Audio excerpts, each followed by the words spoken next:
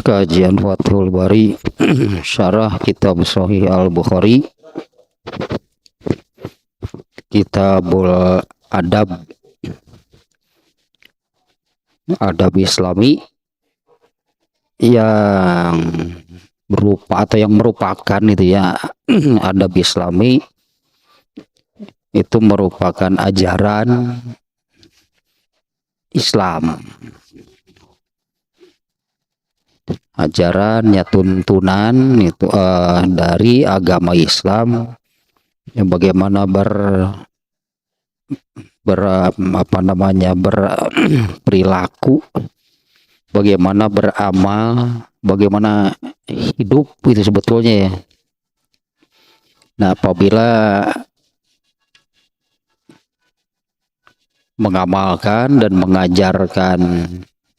mengamalkan itunya dan menjalankan ajaran Islam hingga menjadi biasa, mendarah daging, menjadi warna, bentuk.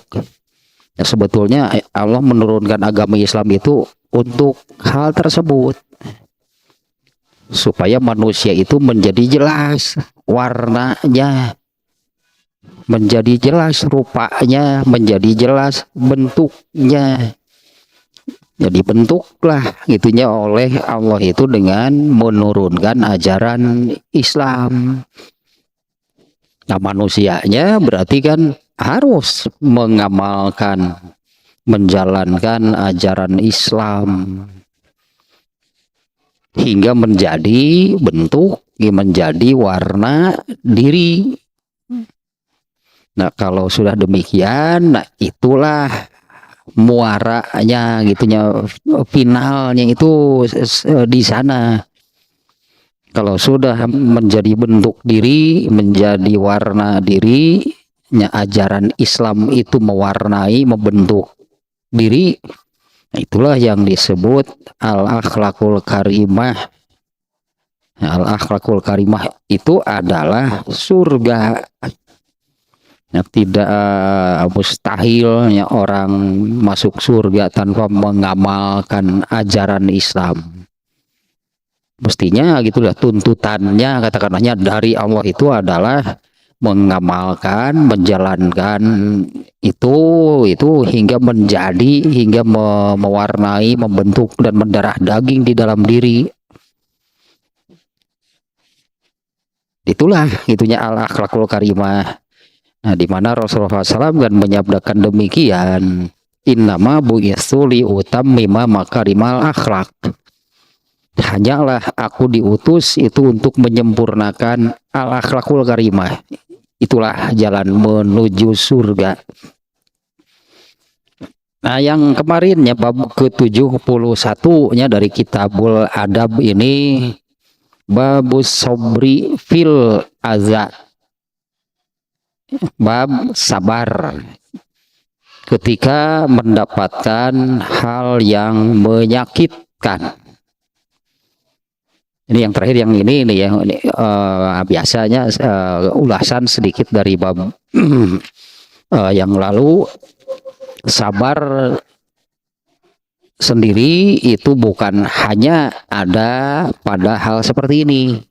Ya, sabar itu bukan hanya ada pada ketika menerima hal-hal yang menyakitkan, tapi sabar itu ada di seluruh. Itulahnya yang kalau diambil garis besarnya ada 4. As-sabru ala ta'ah, sabar dalam ketaatan ibadah, artinya ketika taat kepada Allah, ketika beribadah kepada Allah itu perlu kesabaran, perlu unsur sabar di dalamnya. Kemudian as-sabru ala nikmat, sabar ketika mendapatkan kenikmatan. Ya, bagaimana artinya kita harus bagaimana ketika mendapatkan kenikmatan, harus sabar sebetulnya gitu kan, harus sabar juga. Kemudian as-sabru alal maksiat, sabar dari berbuat maksiat. Bukan artinya kalau berbuat harus sabar, Dalam hal ini perlu kesabaran itu dalam hal meninggalkan perbuatan maksiat. Dan yang terakhir ya sabar itu as-sabru alal bala. Jadi ada 4 garis besarnya. As-sabru alal bala itu ya ini nih yang dimunculkan oleh Imam Bukhari, sabar dalam atau sabar ketika mendapatkan hal yang tidak mengenakan, menyakitkan, musibah, keburukan lah sekitar itulahnya. Nah, sabar sendiri adalah gitulahnya, sabar adalah apa namanya, unsur agama mendahului yang lain. Nah, artinya tadinya ketika dalam 4 hal tadinya, ketika ketaatan, ketika mendapatkan kenikmatan, mendapatkan keburukan dari apa namanya berusaha berbuat maksiat, ini selalu mengedepankan apa yang dari ajaran Islam. Jadi mengalahkan yang lain. Jadi orang yang sabar itu adalah orang yang selalu dalam hal apapun mengedepankan ajaran Islam. Ya, yang dari ajaran Islam itulah yang dijadikan pegangannya, yang dijadikan landasannya, yang diamalkannya. Nah, keutamaannya oleh Imam Bukhari kemarin dimunculkan di judulnya, yaitu Allah akan menyempurnakan pahala orang yang bersabar itu tanpa hitung-hitungan. Broan artinya bahasa Sunda namanya, Allah akan menyempurnakan pahala orang yang bersabar itu tanpa hitung-hitungan. Nah, orang yang bersabar yaitu dengan makna seperti tadi, orang yang bersabar itu orang yang selalu dalam hal apapun yang dari agama Islam lah yang dijadikan pegangannya, yang dijadikan landasannya, yang diamalkannya, mengalahkan yang lain. Nah, itulah ulasannya sedikit, di mana hadisnya kan menerangkan tidak ada yang lebih sabar dari Allah. Allah itu dicaci maki, dihina, dicerca dengan oleh manusia ya. Manusia mengatakan bahwa Allah punya anak. Itu Allah menyebutnya manusia menghina aku, merendahkanku, mencaci maki aku dengan mengatakan punya anak. Tapi Allah kan tidak keluar dari ketentuan. Ketentuannya adalah Allah tetap memberi rezeki kepada mereka. Ya, Allah tidak keluar dari ketentuannya sendiri. Allah tidak mengikuti rasa marahnya dengan menghentikan rezekinya. Karena Allah murka, Allah marah, Allah sakit hati, dikatakan demikian oleh manusia. Lalu Allah menghentikan rezekinya. Berarti Allah tidak sabar. Karena Allah keluar dari ketentuannya sendiri. Yaitu yang memberi rezeki kepada seluruh ciptaan Allah itu adalah Allah sendiri, nggak ada yang lain. Nah, kemudian Rasulullah juga sama ya, Rasulullah SAW juga pernah mendapatkan hal yang menyakitkan, yaitu ketika membagi ghanimah perang. Rasulullah, ada sahabat yang mengatakan Rasulullah tidak adil. Itu menyakitkan bagi Rasulullah SAW. Dan beliau juga tidak keluar gitunya dari ketentuan agama, tetap yang dari ajaran Islam, dari agama Islam yang dijadikan pegangannya. Nah, sekira itu ya ulasan lah sedikitnya yang apa namanya garis merahnya, atau yang paling penting adalah makna sabarnya.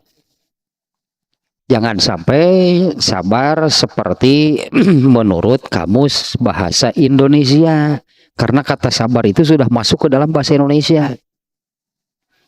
Nah, ini yang sering membelokkan, gitunya, membelokkan, memalingkan, jadi merasa sudah bersabar, padahal tidak sesuai dengan sabar yang dimaksud oleh Al-Quran, oleh hadis. Nah, sekali lagi ini ya definisinya ataulah makna sabar itu adalah selalu mendahulukan ajaran Islam. Ya, selalu menjadikan ajaran Islam sebagai pegangan, sebagai tuntunan yang diamalkannya mengalahkan yang lain, mengalahkan hawa nafsu, itu persisnya. Ya, itulah orang yang bersabar dengan keutamaan. Pahalanya akan dilipat gandakan oleh Allah tanpa hitung-hitungan. Nah, sekarang bab berikutnya, bab ke-72. Ini masih erat kaitannya nih, ini masih erat kaitannya dengan bab yang barusan, sabar dalam menghadapi atau ketika mendapatkan hal yang menyakitkan.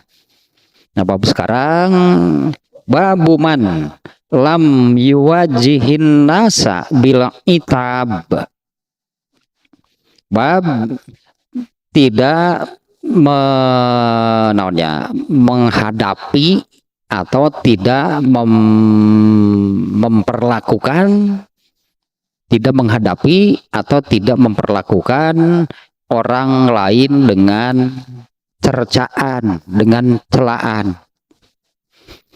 Nah, ini masih sangat eratnya bab dengan bab sebelumnya.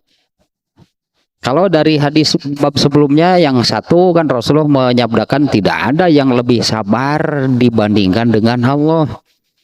Manusia yang merupakan makhluk ciptaan Allah bukannya taat kepada Allah, mereka malah menghina Allah, merendahkan Allah dengan mengatakan Allah punya anak.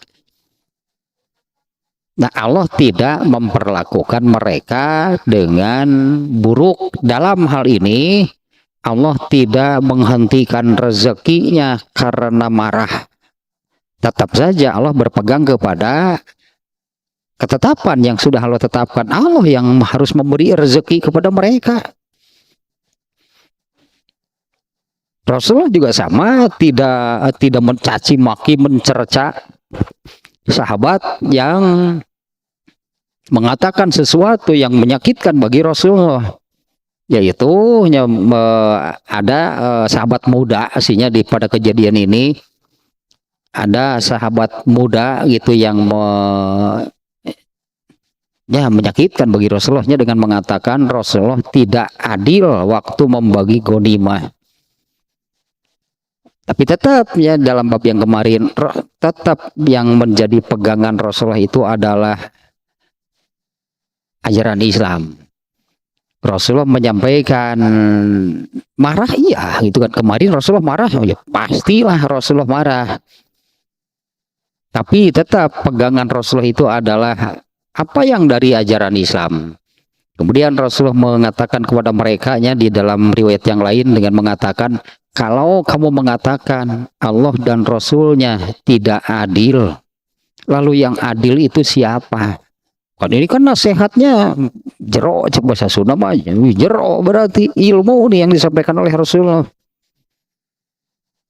Itulah yang dari agama gitu ya, bahwa Allah itu pasti adil, Rasulullah itu pasti adil. Allah tidak pernah salah, Rasulullah juga tidak pernah salah. Nah, sementara sahabat itu mengatakan bahwa Rasulullah tidak adil, artinya Rasulullah salah dalam membagikan ghanimah. Itu yang keluar dari Rasulullah ya, bukan makian, bukan cercaan, apalagi jadi kekerasan gitu yang keluar ya. Ya, yang keluar dari Rasulullah itu bukan cacian, bukan makian, bukan cercaan, apalagi gitunya kekerasan. Tetap saja ilmu, itulah sabar.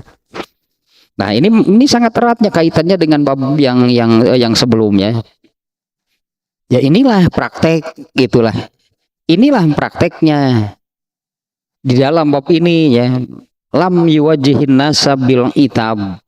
Tidak menghadapi orang lain dengan cercaan, dengan makian. Cercaan, makian, menghinaan, itulah ya. Nah, kalau di dalam bab kemarin, meskipun dalam situasi dirinya mendapatkan hal yang tidak mengenakan dari orang lain, tetap saja menghadapinya itu tidak dengan keburukan, tidak dengan cacian, dengan makian, dengan cercaan.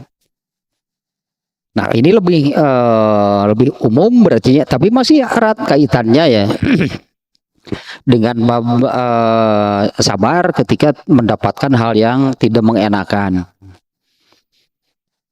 Nah, hadisnya dulu nih ya. Jangan sekali lagi nih sekarang bab ke-72 ya, judulnya babu man lam yuwajjihin nasabil itab. Tidak menghadapi, tidak memperlakukan itu orang lain dengan cercaan, cacian, makian, hinaan.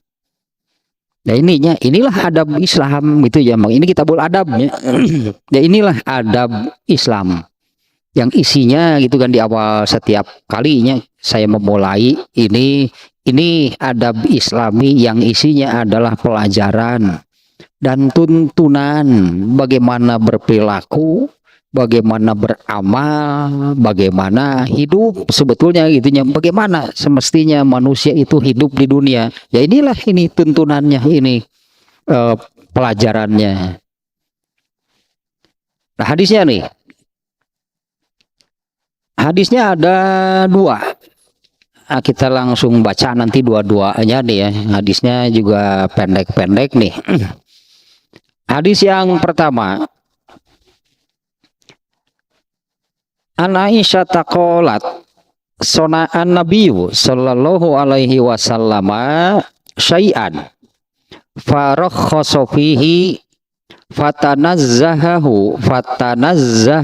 anhu qaumun fabalagu dzalika nabiyya sallallahu alaihi wasallam fa khotaba fahamidallaha summa qala ma balu aqwamin yatanazzahuna ani syai'i asna'uhu fa wallahi inni la a'lamuhum billahi wa asyadduhum lahu khasyah. Dari Aisyah, semoga Allah meridhoinya, ia berkata, Nabi SAW melakukan sesuatu yang diperbolehkan. Ya, karena masa Nabi melakukan sesuatu yang tidak diperbolehkan, itunya apalagi yang haram. Nabi SAW melakukan sesuatu yang diperbolehkan. Bagi beliau ya, Nabi melakukan sesuatu yang diperbolehkan bagi beliau. Hal tersebut sampai kepada satu kaum sahabat, berarti ya ini sahabat nih ya. Fatanazzaha anhu qaumun. Nah, kemudian ada satu kaum, kalau di hadis di riwayat lain itu rijalun, artinya ada beberapa orang. Ya, ada beberapa orang yang mereka tidak suka dan mereka mengingkari. Mereka tidak suka ya, dan mereka mengingkari apa yang dilakukan oleh Rasulullah tersebut. Nah, itulah ya kata Aisyah nih. Aisyah berkata, Nabi melakukan sesuatu yang diperbolehkan bagi beliau. Ternyata hal tersebut sampai kepada satu kaum atau sampai kepada beberapa orang yang ternyata mereka itu tidak suka gitu Nabi melakukan demikian. Ini adanya, berartinya ada beberapa orang yang tidak suka, kemudian mereka mengingkari apa yang Nabi lakukan. Fabalagha dzalika nabiyya sallallahu alaihi wasallam. Kemudian hal itu sampai kepada Nabi. Ini ada yang ada yang mengadukan, ada yang melaporkan, ada yang memberitahu Rasulullah SAW, yaitu nih ada beberapa orang yang mereka tidak suka dan mengingkari apa yang Nabi lakukan. Nah, padahal kata Aisyah di sini ya di awal tadi Aisyah mengatakan Nabi SAW melakukan sesuatu yang diperbolehkan bagi beliau. Nah, sementara adanya beberapa orang yang tidak menyukai dan mengingkarinya. Fabalagha dzalika Nabiyya sallallahu alaihi wasallam. Hal itu kemudian sampai kepada Nabi SAW. Artinya ada yang memberitahu ya Rasulullah SAW. Ya sebutlah ada yang melaporkan, ada yang mengadukan hal tersebut kepada Rasulullah SAW. Fa khotoba fahamidallah. Kemudian Nabi khutbah.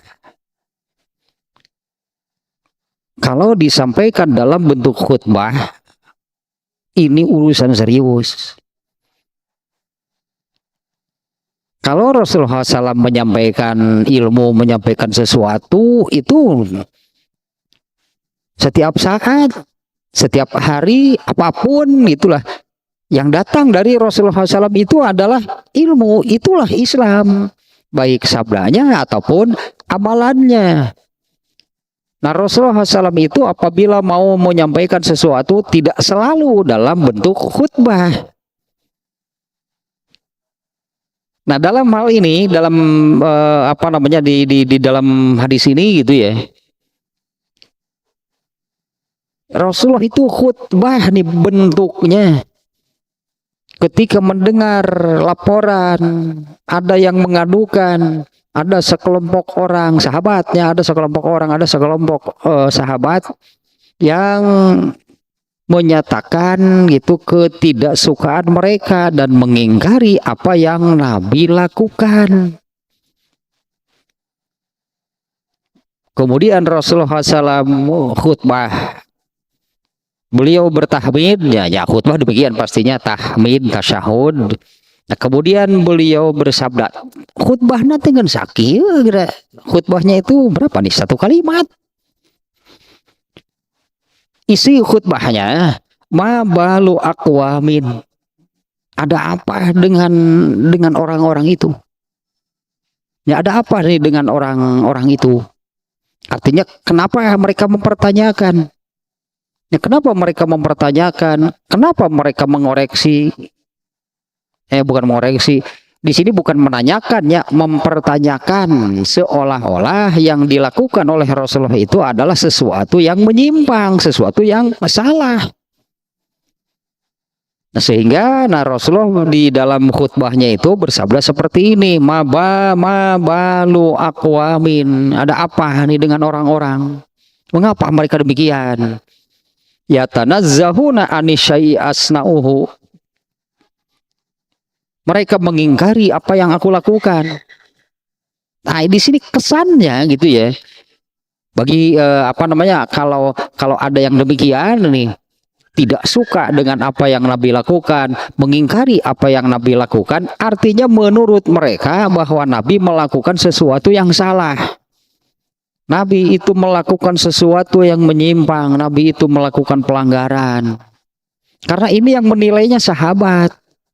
Kan yang menunjukkan ketidaksukaan dan mengingkari dalam hadis ini adalah sahabat, bukan orang kafir. Ya kalau orang kafir kalau orang kafir ya pantaslah, karena Rasulullah SAW di mata mereka salah semua, nggak ada baik-baiknya. Rasulullah SAW salah semuanya. Nah, kalau ini kan sahabat, itu kan yang menunjukkan ketidaksukaan, yang mengingkari apa yang Nabi lakukan. Kesannya itu bahwa Nabi itu melakukan halnya yang menyimpang, melakukan kesalahan, melakukan pelanggaran, berbuat dosa. Dan ini bahaya besar tentunya nih ya. Maka Rasulullah SAW ini menanggapinya dengan serius. Rasulullah SAW menanggapinya ini sebagai masalah besar ini kalau ada sahabat yang seperti itu, yang sudah ya katakanlah mereka itunya berani mempertanyakan, mereka berani mengingkari apa yang Nabi lakukan.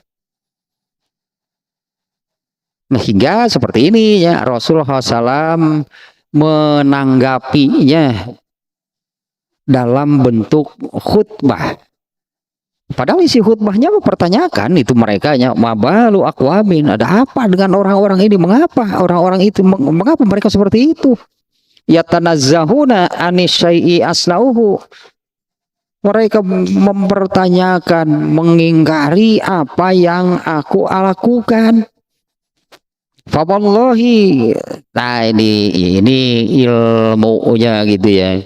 Fawallahi, demi Allah, ini Nabi benar-benar serius nih ya menanggapinya nih hal seperti ini. Fawallahi, demi Allah, inilah a'lamuhum billahi wa asyadduhum lahu khasyah. Sesungguhnya akulah yang paling tahu, yang paling mengenal Allah, dan yang paling besar rasa takutnya kepada Allah. Akulah orang yang paling mengenal, yang paling tahu tentang Allah, dan akulah yang paling takut kepada Allah. Nah, mereka kan mengatakan, mereka gitu, bukan mengatakan, mereka mengingkari, mereka tidak suka, mereka mengingkari apa yang Nabi lakukan. Ini bahaya besar karena kesannya mereka itu menilai Nabi melakukan hal yang menyimpang, hal yang salah, melanggar, berbuat dosa. Maka ini bantahan gitulah ya, ini bantahan, ini sanggahan dari Rasulullah SAW. Demi Allah, akulah yang paling mengenal Allah dan aku yang paling takut. Mana berani Nabi melanggar, Nabi yang paling takut kepada Allah. Ya kan, mana berani Rasulullah SAW melakukan hal yang menyimpang, melakukan pelanggaran, berbuat maksiat, berbuat dosa, dengan mengatakan seperti ini. Rasulullah SAW, aku yang paling mengenal Allah, aku yang paling tahu tentang Allah, dan akulah yang paling takut kepada Allah. Ya, artinya kan mana berani Rasulullah SAW melakukan pelanggaran, melakukan maksiat, berbuat dosa. Satu ya hadisnya. Kemudian satu lagi, an Anasin, ada sini, an Abi Sa'idin Al Khudri radhiyallahu anhu qala, kana Nabiyyu sallallahu alaihi wasallam asyadda hayaan minal azra'i fi jidriha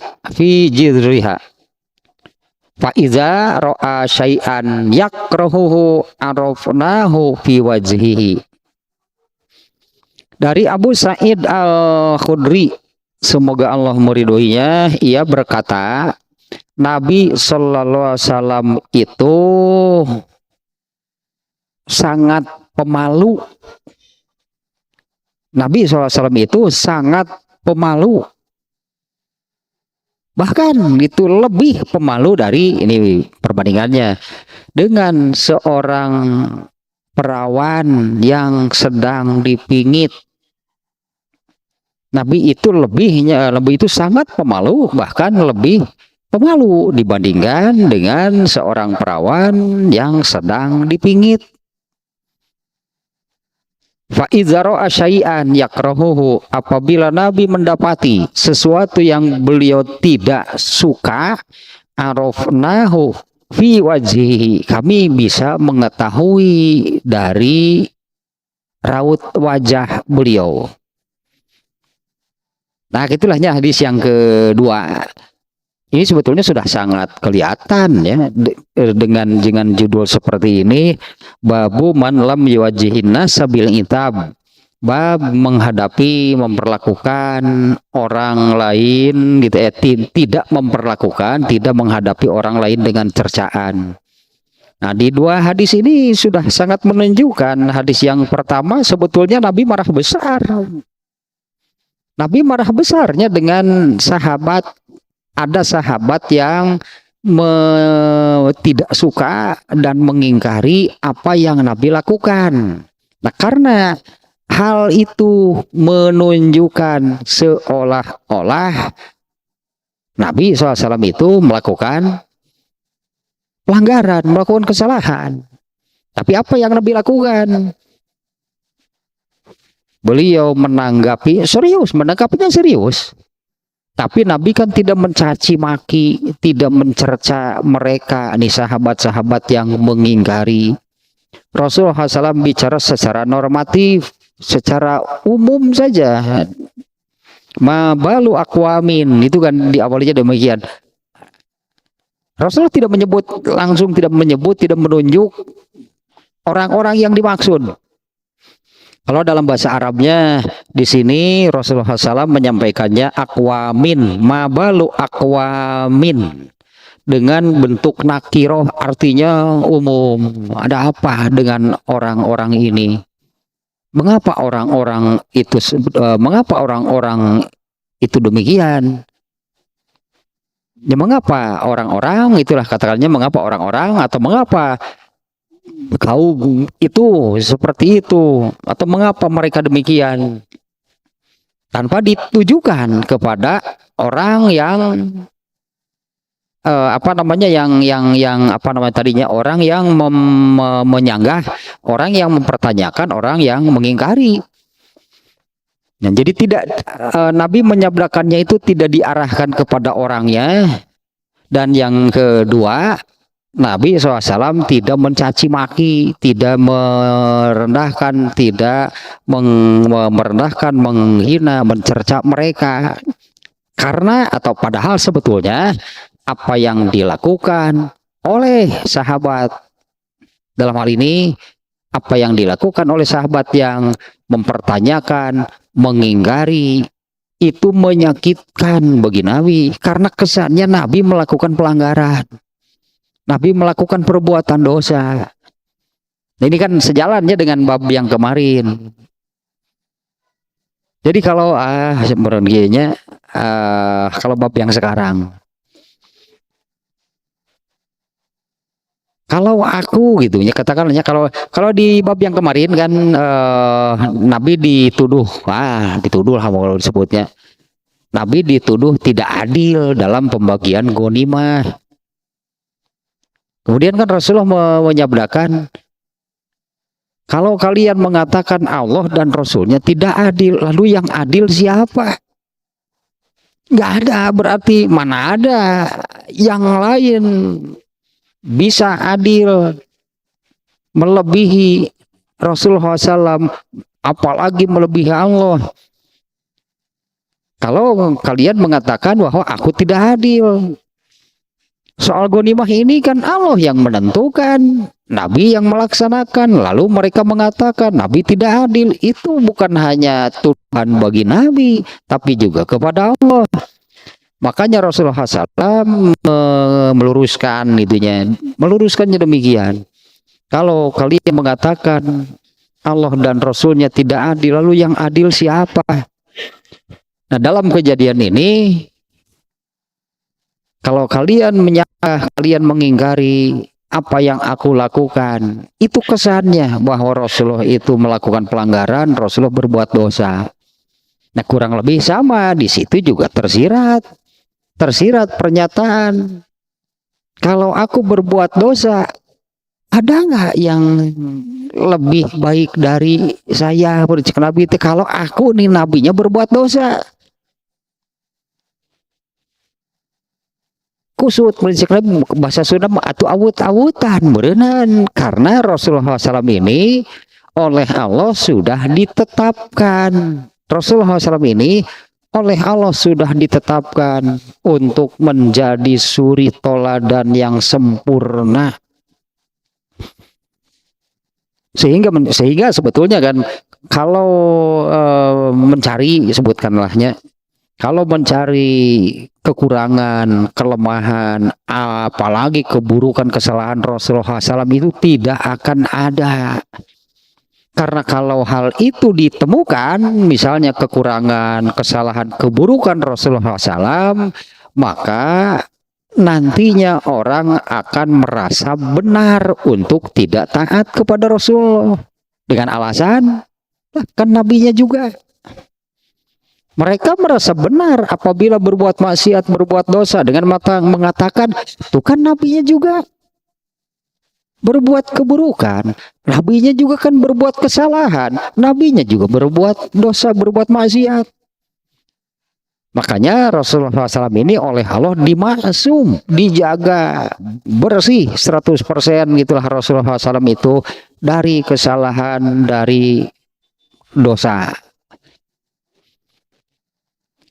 Nah ini kesannya kalau ada gitu sahabat yang tidak menyukai, mengingkari apa yang Nabi lakukan, kan kesannya itu bahwa Nabi melakukan pelanggaran, Nabi melakukan perbuatan dosa.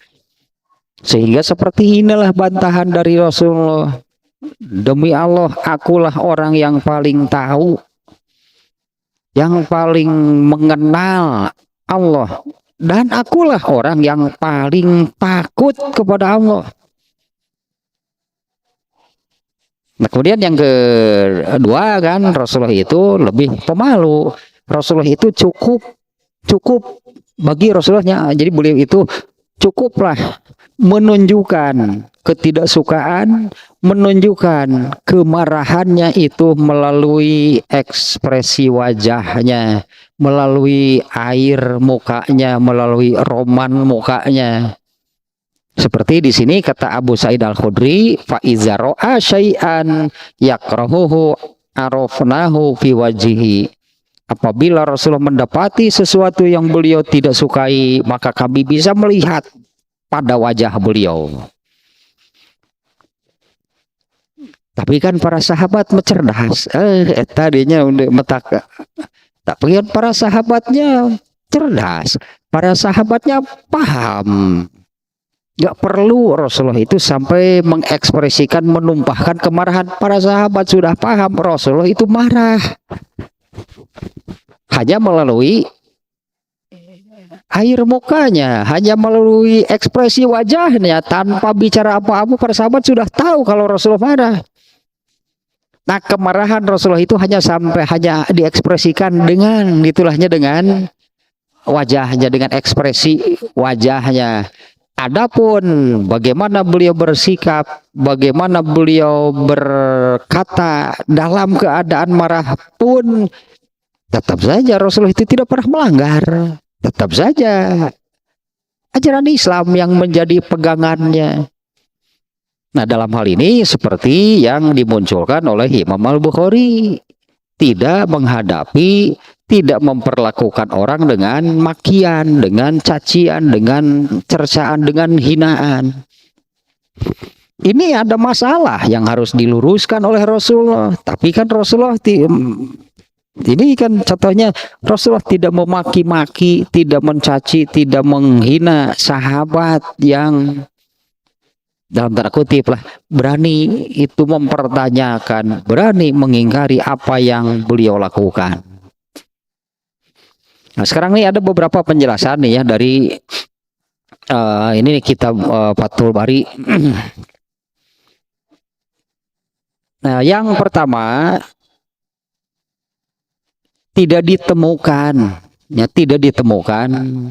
riwayat tentang kejadian hadis nomor 1 ya, yaitu yang Rasulullah SAW melakukan sesuatu yang dibolehkan bagi beliau, artinya nggak ada masalah gitu. Masa Rasulullah melanggar?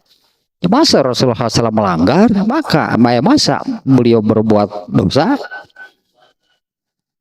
Nah tidak ditemukan riwayat yang menerangkan apa sih yang dilakukan oleh Rasulullah. Kemudian juga tidak ditemukan riwayatnya yang menyebutkan beberapa orang sahabat yang tadinya yang tidak menyukai dan mengingkari apa yang Rasulullah lakukan itu siapa. Nggak ada riwayat yang menyebutkan. Artinya ini betul-betul disembunyikan. Nggak perlu, artinya kenapa tidak disebut si A, si B, si C misalnya nih mereka ini nih yang mengingkari amal yang Nabi lakukan. Ini tidak dimunculkan, tidak ditemukan satupun riwayat siapa sih sahabat yang demikian. Karena memang ya inilah adab Islam. Inilah adab Islam. yang secara apa namanya, secara akal pun kan ya tidak perlulah dimunculkan siapa orangnya, yang penting masalahnya. Masalahnya apa? Satu, berarti ininya dari hadis yang tadinya, masalahnya adalah satu, Nabi mengoreksi, Nabi meluruskan, Nabi memberi ilmu atas kesalahan yang mereka lakukan dengan mengatakan akulah orang yang paling tahu, akulah orang yang paling mengenal Allah, dan akulah yang paling takut. Itu menunjukkan, itu maksud Rasulullah itu menunjukkan mustahil aku berani melanggar, akulah yang paling takut kepada Allah. Itu kan siapa mereka, nggak perlu dimunculkan siapa sih sahabatnya itunya yang berani mengingkari. Tidak ada satu riwayat pun yang memunculkan, menyebutkan sahabat yang dimaksud. Nah, kemudian yang kedua, tadinya juga tidak ada riwayat yang menerangkan ini masalah apa sih, apa sih gitulah ya yang Nabi lakukan gitu, yang diingkari oleh beberapa orang sahabat tadi juga tidak disebutkan. Nah, artinya ini menunjukkan adab Islam itu yang penting kan masalahnya, soal apa yang Nabi lakukan di sini tidak dimunculkan, nggak perlu berarti. Kemudian siapa sih sahabat yang berani mengingkari apa yang Nabi lakukan juga tidak dimunculkan. Rasulullah sendiri yang menyabdakannya secara normatif karena ini pelajaran bagi semua orang. Ya, ada apa dengan orang-orang itu? Mengapa orang-orang itu demikian? Mereka berani mengingkari apa yang aku lakukan. Nah, padahal gitu kan Rasulullah SAW, demi Allah akulah orang yang paling mengenal Allah dan yang paling takut. Satu, tanya catatannya tidak ada satupun riwayat yang menerangkan apa yang Nabi lakukan, yang diingkari oleh beberapa orang tadi, dan siapa saja mereka itu sahabat yang mengingkari beliau. Ini tidak disebut, ini disembunyikan karena memang tidak perlunya memunculkan hal tersebut, karena yang penting masalahnya sebutnya telah sebutnya hekeun bae lah sahawe jelemana nu penting masalah. Nah, yang dimunculkan itu masalahnya. Apabila ada hal yang seperti itu, berartinya mau mau sahabat, mau tabiin, mau siapapun yang mengingkari apa yang Nabi amalkan. Nah, inilah jawabannya, akulah orang yang paling mengenal dan yang paling takut kepada Allah. Nah, kemudian yang kedua, dari apa yang Nabi sabdakan, fa wallahi, demi Allah, ini kan yang tadinya yang Rasulullah sampaikan. Ini menunjukkan dua kekuatan itunya untuk bantahannya, dua kekuatan untuk bantahan kepada orang yang mengingkari apa yang Nabi amalkan. Satu, kekuatan ilmu, yang kedua kekuatan amal. Ini maksudnya demikian. Annahum tawahamu anna rogbatahum amma af'alu aqrabu lahum indallah. Walaysa kadzalika idz huwa a'lamuhum bil qurbati wa aulahum bil amali biha. Wah, ini berat nih ya ternyata nih maksudnya nih.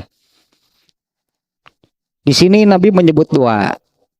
Akulah yang satu paling tahu, paling mengenal, paling berilmu tentang Allah. Dan yang kedua paling takut. Satu, ilmu. Dua, amal. Beliau menganggap akulah yang paling takut kepada Allah. Itu menunjukkan berani nggak Rasulullah melanggar apa yang Allah tetapkan? Berani nggak Rasulullah berbuat maksiat, berbuat dosa? Ya tentu tidak ya, karena bahkan itu kan Rasulullah SAW lah satu-satunya manusia yang tidak berdosa. Ini ditunjukkan diantaranya dengan dalam hadis yang menerangkan tentang syafaat Nabi SAW nanti di akhirat. Nah, hadisnya kurang lebih ini singkatnya berangkat demikian nih ya. Nanti di akhirat orang-orang akan bergerombol gitu ya. Siapa yang bisa memberi pertolongan kepada kami dalam situasi seperti ini? Kemudian mereka mengatakan, ya kita minta tolonglah kepada bapak kita, Nabi Adam. Mereka datang menemui Nabi Adam, berilah kami pertolongan. Nabi Adam mengatakan, tidak bisa, karena dulu aku pernah melanggar. Ya, Nabi Adam pernah melanggar, yaitu dilarang memakan buah khuldi. Nabi Adam melanggar. Kemudian Nabi Adam memerintahkan, temui Nabi Nuh. Mereka kemudian datang menemui Nabi Nuh, meminta pertolongan. Nabi Nuh mengatakan, tidak bisa, karena dulu aku pernah melanggar. Nah, mereka menjawab demikian, ya, aku tidak bisa memberikan pertolongan karena dulu aku pernah melanggar. Nah, karena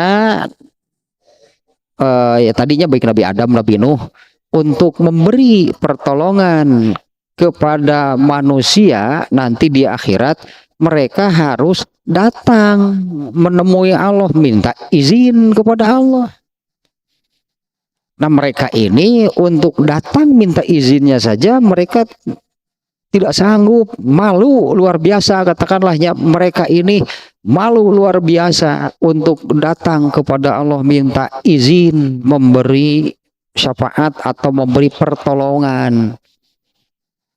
Mereka tidak kuat malu itu ya kepada Allah karena dulu pernah melanggar. Nah, Nabi Adam yang pertama didatangi mengatakan, aku tidak bisa memberi pertolongan kepada kalian karena dulu aku pernah melanggar. Temuilah Nabi Nuh. Nabi Nuh mengatakan hal yang sama, karena dulu aku pernah melanggar.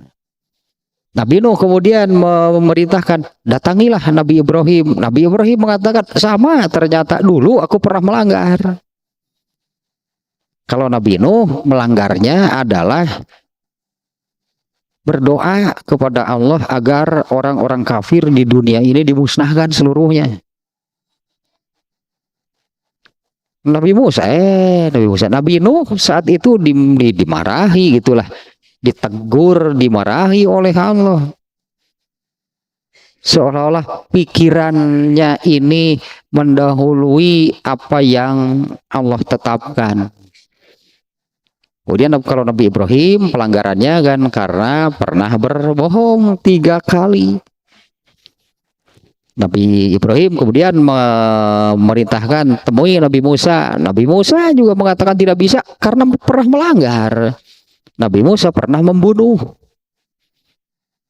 Nabi Musa pernah membunuh, sementara waktu Nabi Musa membunuh itu hukum kisos belum diturunkan, belum ada. Jadi Nabi Musa tidak dikisos. Nabi Musa mengarahkan kepada Nabi Isa. Nabi Isa juga mengatakan tidak bisa. Nabi Isa mengarahkan kepada Rasulullah. Nah, ini nih dari Nabi Isa, kata-katanya seperti ini kurang lebih. Temuilah Muhammad karena dialah satu-satunya manusia yang tidak pernah melanggar. Dialah satu-satunya manusia yang 100% bersih dari dosa. Nah, kemudian orang-orang ini menemui Rasulullah dan benar ternyata Rasulullah tidak bisa menolak. Maka caranya adalah beliau datang menemui Allah, kemudian bersujud di hadapan Allah dengan sujud yang sangat lamanya. Kemudian oleh Allah diperintah, bangkit, ada apa? Nah, Rasulullah minta izin untuk memberi syafaat atau memberi pertolongan. Jadinya satu-satunya hanya manusia yang tidak berdosa adalah Rasulullah SAW. Nah, sementara di sini kan sahabat ada yang mengingkari apa yang Rasulullah lakukan. Itu kan kesannya menunjukkan itu bahwa Rasulullah itu melakukan kesalahan, Rasulullah melakukan pelanggaran. Sebetulnya Rasulullah akan marah besar. Apalagi kalau dengan hadis nomor 2 yang Abu Sa'id Al-Khudri mengatakan Rasulullah itu apabila mendapati sesuatu yang beliau tidak suka, yang membuat beliau marah, sebetulnya itu sangat terlihat pada raut wajahnya. Jadi cukuplah kalau saya katakannya, Rasulullah itu kalau marah cukuplah dengan ekspresi di raut wajahnya. Adapun yang dikatakan yang keluar dari Rasulullah apa? Tetap saja ilmu. Nah, itulah sabar gitu kan. Ya, itulah sabar. Makanya ini saya katakannya ini bab ini masih erat kaitannya dengan bab sebelumnya, yaitu bab sabar. Karena dalam hadis ini pun sebetulnya Rasulullah mendapatkan sesuatu yang tidak mengenakan. Ada sahabat yang berani mengingkari apa yang Nabi lakukan, seolah-olah Nabi itu melakukan perbuatan dosa. Ini menyakitkan sebetulnya bagi Rasulullah. Nah, tapi beliau itu sesuai dengan babnya ya. Beliau tetap menghadapi, beliau tetap memperlakukan para sahabat yang demikian itu bukan dengan makian, bukan dengan hinaan, bukan dengan cacian. Tetap saja yang keluar dari Rasulullah itu adalah ilmu. Adapun kemarahan beliau cukuplah terlihat di wajahnya. Jadi yang keluar tetap ilmu kan. Karena di sini tersirat bahwa dari apa yang Rasulullah ucapkannya, akulah yang paling mengenal, paling tahu, paling berilmu tentang Allah. Akulah yang paling takut. Ini kan sebetulnya penekanan dari Rasulullah SAW. Berilmulah tentang Allah. Berilmulah tentang Allah. Pasti kamu tidak akan mau melanggar, tidak akan berani melanggar. Takutlah kepada Allah, pasti kamu tidak akan berani untuk melanggar. Tanpa memaki, tanpa mencerca orang yang mengingkarinya. Ini Rasulullah itu memunculkan ilmu, artinya berilmulah kamu. Takutlah kamu kepada Allah. Tapi rasa takut ini kan nantinya akan sebutnya akan berbanding lurus dengan ilmunya. Ya, apabila seseorang kurang, kecil, rendah, rasa takutnya kepada Allah itu menunjukkan ilmunya rendah, berarti itu menunjukkan bahwa ilmunya itu rendah, dia itu kurang gitunya dalam mengenal Allah. Nah, Rasulullah di sini menyabdakan akulah yang paling mengenal, artinya dalam apa Rasulullah SAW mengenal Allah nggak bisa diukur lah. Artinya kan semakin jauh, semakin dalam ya seseorang mengenal Allah, pasti akan semakin takut kepada Allah. Nah, ada duanya di sini nih, ada dua kekuatan itu yang Rasulullah munculkan. Satu kekuatan ilmu dengan mengatakan akulah orang yang paling berilmu, paling tahu, paling mengenal Allah.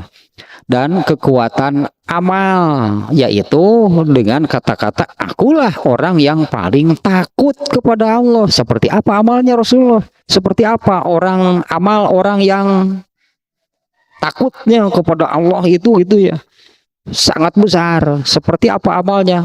Pasti tidak akan berani melanggar. Nah, sehingga maksud Rasulullah dengan sabda beliau Rasulullah itu mengoreksi, meluruskan mereka itu salah. Mereka salah, berani mengingkari apa yang Rasul lakukan. Karena pengingkaran tersebut, dalam pengingkaran tersebut itu tersirat itulahnya bahwa Rasulullah itu melakukan pelanggaran, melakukan perbuatan dosa sehingga mereka ingkari. Nah, Rasulullah itu dengan kata-kata demikian yang menunjukkan tentang ilmu, akulah yang paling berilmu tentang Allah. Kemudian amal, akulah orang yang paling takut kepada Allah. Ini mengoreksi ke apa namanya, salah, bukan salah paham, apa namanya, kesalahpahaman, salah pemahamannya, bukan salah paham. Ini mengoreksi salahnya pemahaman mereka. Salahnya pemahaman mereka. Jadi seperti ini nih. Mereka mengingkari apa yang Nabi lakukan. Itu juga, nah ini tersirat sihnya, maksudnya bukan secara tekstual, bukan secara eksplisit. Di situ tersirat bahwa mereka itu lebih tahu, mereka lebih paham, mereka lebih bisa untuk bertakarub kepada Allah tanpa melalui Nabi, karena yang dari Nabinya diingkari. Sementara para sahabat nih ya, karena ini kan yang mengingkari bukan orang kafir kan, ini sahabat nih yang mengingkari. Sementara sahabat itu orang yang soleh, gitu, orang yang soleh, orang yang sangat besar gitulahnya keinginannya untuk bertakarub kepada Allah. Tapi kalau mereka mengingkari apa yang Nabi lakukan secara tidak langsung, itu menunjukkan mereka itu bisa bertakarub kepada Allah tanpa melalui contoh dari Nabi. Ini bahaya besar. Coba ini kalau tidak dikoreksi, tidak diluruskan oleh Rasulullah SAW, akan terus bermunculan seperti ini. Nanti semua orang, katakanlah begitu ya, nanti semua orang akan seperti ini, merasa bisa bertakarub kepada Allah, merasa bisa mendekatkan diri kepada Allah, merasa sudah taat kepada Allah tanpa mengikuti contoh dari Nabi, kalau yang dari Nabinya diingkari. Makanya saya katakan dari awalnya, ini masalah besar bagi nabinya, bagi Nabi ini masalah besar. Sehingga Rasulullah SAW nih, waktu mengoreksi kesalahan mereka itu, khutbah Rasulullah SAW sengaja nih ya dalam bentuk khutbah. Padahal kan kalau langsung bicara juga gitu kan bisa kan. Nah ini menunjukkan betapa pentingnya nih sampai Rasulullah SAW itu khutbah. Khutbah itu kan diawali dengan yang ini kan, memuji Allah dulu, tahmid dulu, tasyahud, baru khutbahnya. Ternyata khutbahnya kan hanya seperti ini. Ya ternyata kan khutbahnya hanya seperti ini. Ada apa dengan orang-orang ini? Mengapa mereka demikian? Berani mengingkari apa yang aku lakukan?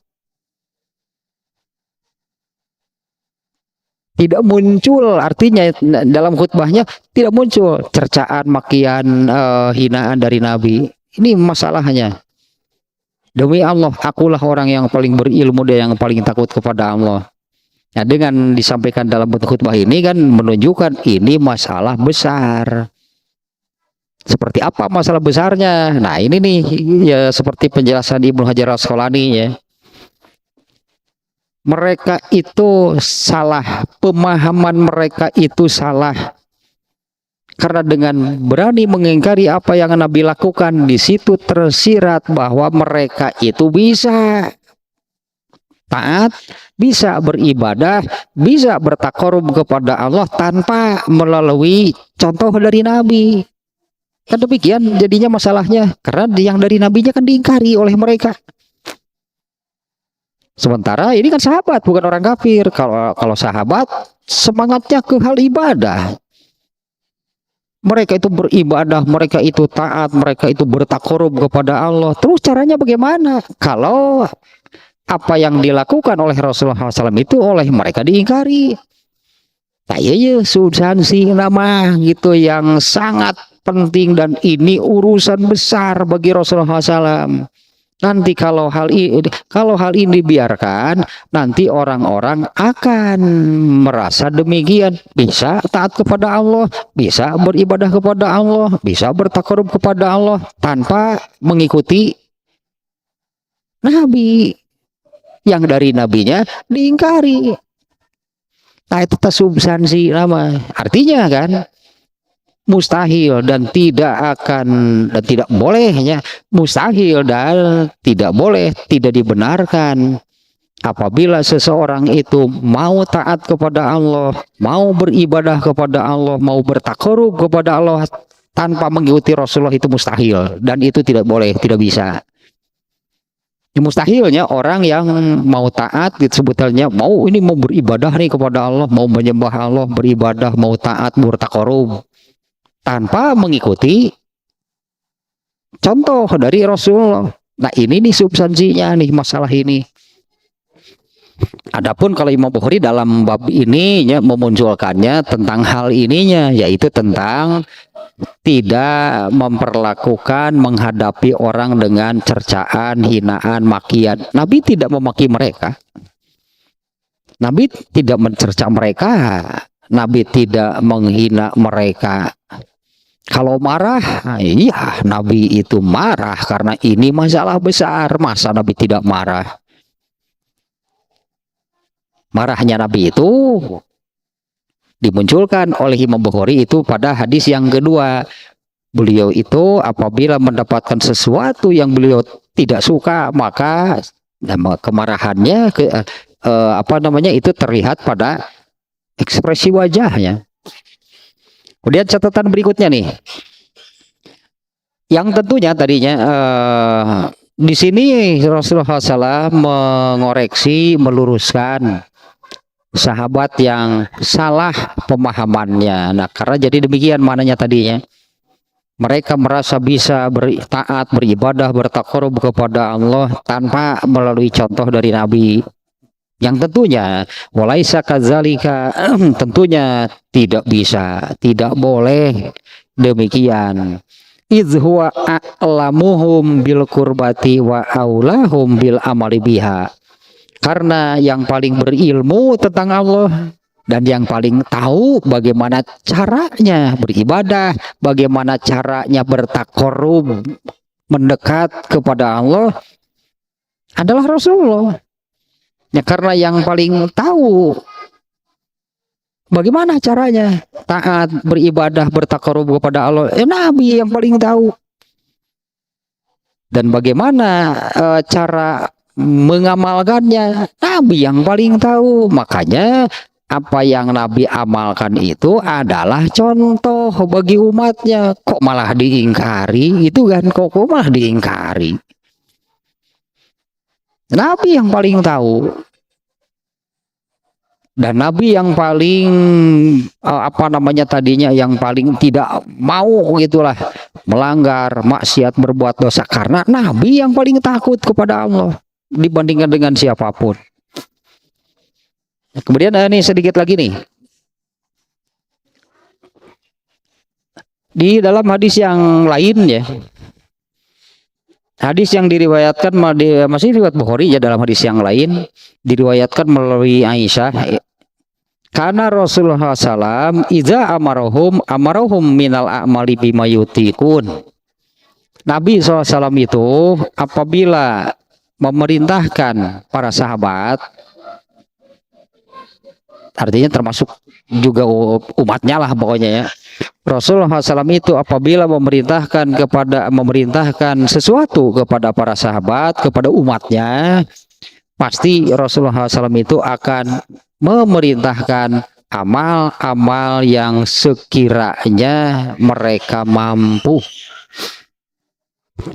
Rasulullah SAW mencontohkan dan Rasulullah kemudian memerintahkan. Nah, apa yang Rasulullah perintahkan itu adalah apa yang para sahabat atau umatnya itu mampu. Umatnya itu bisa sebetulnya, artinya kalau ini ya, bisa, mampu kalau mau. Jadi bukan karena tidak bisa, bukan karena tidak mampu, tidak melakukan itu karena tidak ada kemauan. Kalau para sahabat kan di sini kelihatan kemauannya tinggi untuk tadinya taat, beribadah, bertakarub kepada Allah. Tapi pada peristiwa ini, pada peristiwa ini ada yang salah dari mereka, yaitu mengingkari apa yang Nabi lakukan. Kemudian satu lagi ini, Ibnu Battal mengatakan, karena Nabi Sallallahu Alaihi Wasallam rofiqon bi ummatihi. Nabi SAW itu sangat dekat, lemah lembut. Ya tadilahnya hanya cukuplah Nabi itu kalau marah, kalau tidak suka akan sesuatu, cukup hanya dengan ekspresi di wajahnya. Ya, karena yang keluar dari Nabi bukan menumpahkan amarah, menumpahkan emosi, yang keluar itu cercaan, makian, nggak pernah Rasul demikian. Yang keluar tetap ilmu. Nah inilah sebetulnya, tapi inilah adab Islam. Ya, inilah adab Islam. Tidak menghadapi, tidak memperlakukannya orang dengan cacian, dengan makian. Rada hese sih karena iya banyak. Aduh, rada hese sih karena iya banyak. Sahabat wae gitu geuningan teh. Contoh nu kamari kan, contohnya Rasulullah kan membagi ghanimah yang ternyata kan menurut salah seorang sahabat tidak adil. Mereka kan berani mengatakan ini Nabi tidak adil, itu berpegang kepada agama atau karena marah. Sahabat mengatakan demikian. Ya kan sahabat mengatakan demikian kemarinnya, ini pembagian tidak adil. Kalau hadisnya kemarin kan, ini pembagian yang tidak mengharapkan ridho Allah, nih pembagian seperti ini. Coba itu berdasarkan agama atau berdasar karena marah? Saya cukuplah ekspresi kemarahannya itu di wajahnya. Adapun ucapan atau tindakannya selalu berpegang kepada ilmu. Ya inilah sabar, inilah adab Islam. Ini hadis yang keduanya seperti ini kan, coba sekali lagi nih hadis yang keduanya.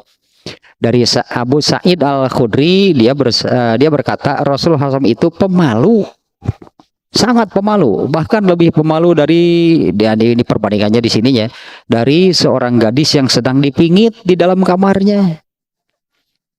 Apabila izarro'a syai'an yakrahuhu, apabila mendapati sesuatu yang tidak disukainya, arafnahu fi wajhihi, kami sudah bisa mengetahuinya, kami mengetahuinya melalui ekspresi di wajahnya.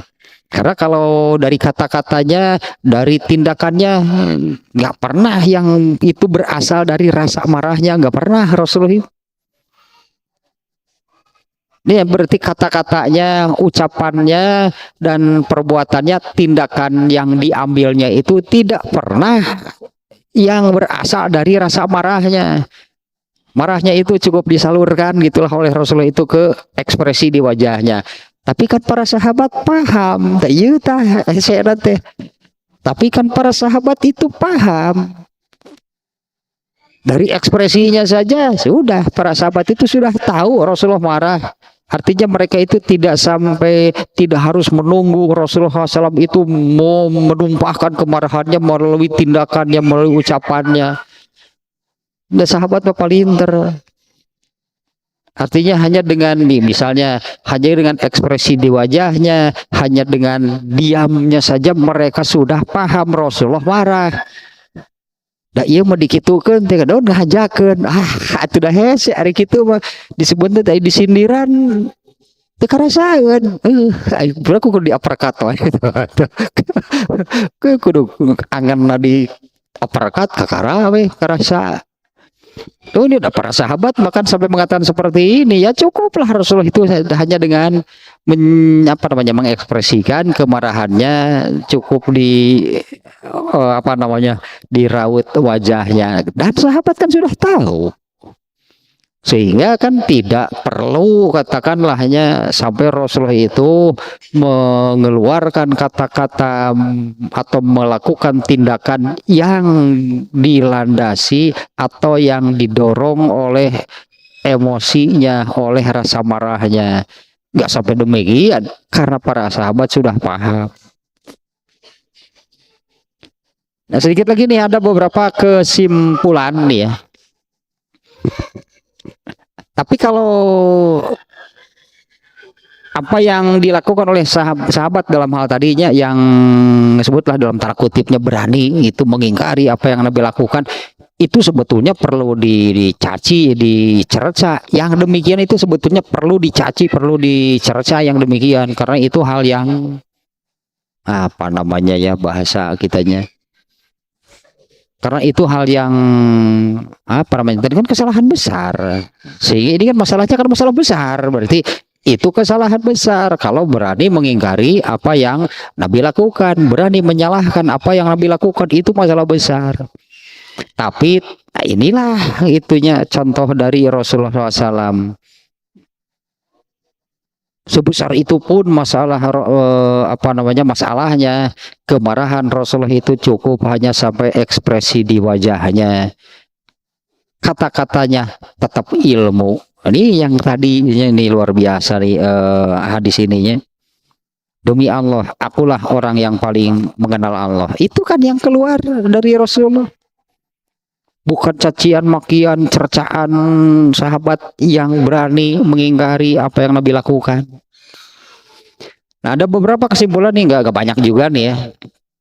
Di dalam hadis ini nih ada kesimpulan al-hasu alal iktidai bin Nabi sallallahu alaihi wasallam. Ini kesimpulan yang dimunculkan oleh Ibnu Hajar Al-Asqalani.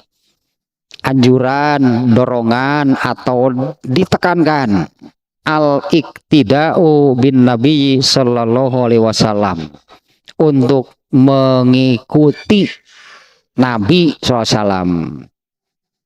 Ya pasti demikian ya, karena kan Rasulullah SAW itu uswatun hasanah, contoh yang sempurna, suri toladan yang baik, yang benar dan sempurna. Rasulullah itu selalu benar, tidak pernah berbuat salah. Nah, tersiratnya kesimpulannya dari bab ini adalah itunya salah satunya al-hasu alal iktidai bin Nabi SAW, ya ditekankan untuk mengikuti Rasulullah SAW. Nah, kemudian yang kedua, husnul isyrati indal mau'izoh.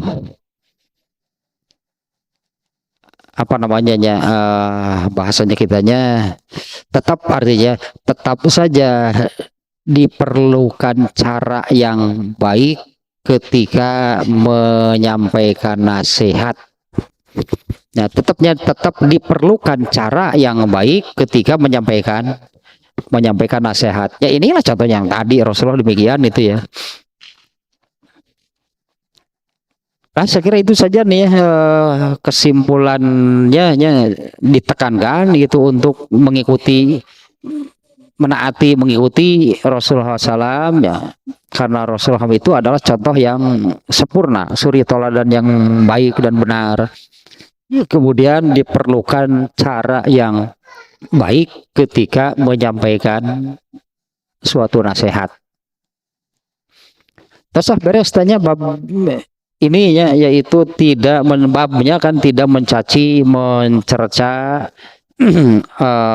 orang, atau tidak menghadapi, tidak memperlakukan apa namanya orang lain dengan makian dan cercaan, cacian. Nah, sangat jelas saya kira tadinya dari hadisnya inilah yang dicontohkan Rasulullah SAW, yang tentunya kan ini menjadi adab, menjadi ajaran Islam.